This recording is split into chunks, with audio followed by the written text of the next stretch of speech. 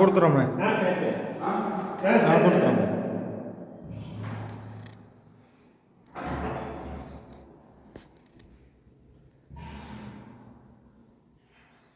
இது எந்த ஏரியாவை?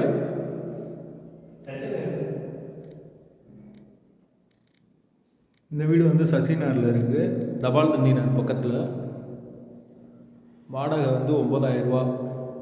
ஒரு பெட்ரூம், ஒரு ஹால், ஒரு கிச்சனோடு இருக்குது. கார் பார்க்கிங் இருக்குது. இதுதான் கிச்சன். இது ஒரு பெட்ரூம்.